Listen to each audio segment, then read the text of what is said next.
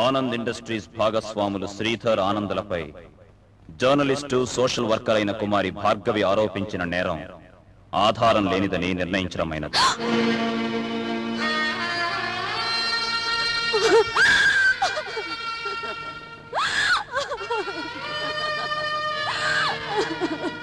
గౌరవనీయులైన జ్యూరీ సభ్యులు ప్రాసిక్యూషన్ వారి వాదం ప్రకారం కుమారి భార్గవి వ్యక్తిగత కక్షతో పాత పగల ప్రేరణతో శ్రీధర్ ఆనంద్ ధర్మ కనకరాజులను దోషులను చేసిన అభియోగానికి తగిన సాక్ష్యం లేకపోవడం చేత పైన పేర్కొన్న నలుగురిని ఐపీసీ సెక్షన్ 102 ప్రకారం నిరపరాధులుగా నిర్ణయించి విడిచిపెట్టడమైనది.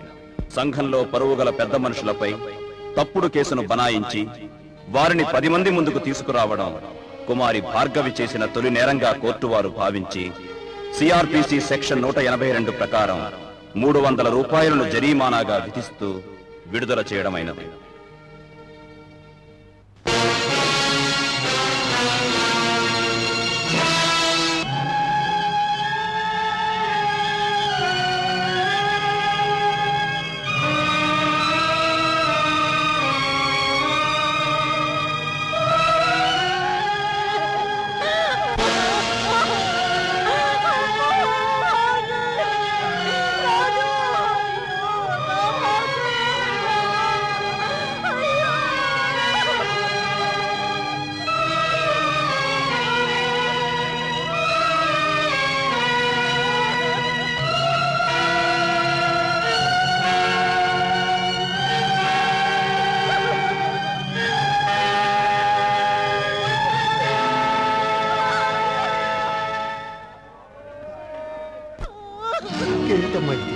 వెళ్ళిపోయావా అమ్మా?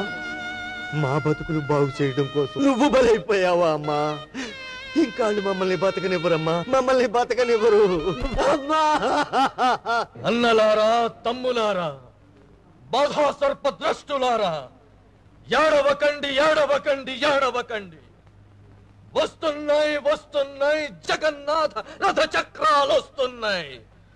రథచక్ర ప్రళయ ఘోష భూమార్గం పట్టిద్దాం, భూకంపం పుట్టిద్దాం, భూకంపం పుట్టిద్దాం, భూకంపం పుట్టిద్దాం.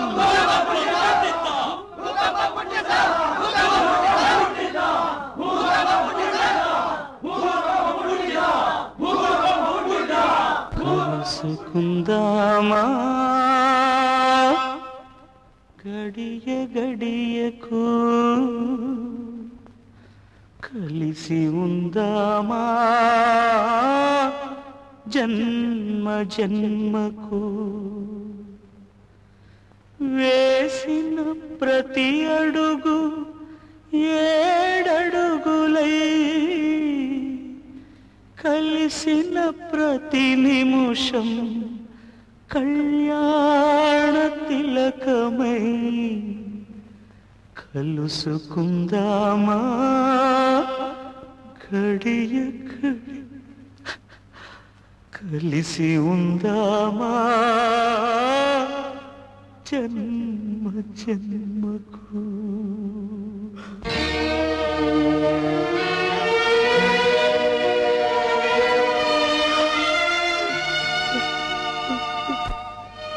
పోతే పోనీ పోనీ, వస్తే రాని రాని, కష్టాల్ నష్టాల్ శాపాల్ తాపాల్ రాని రాని.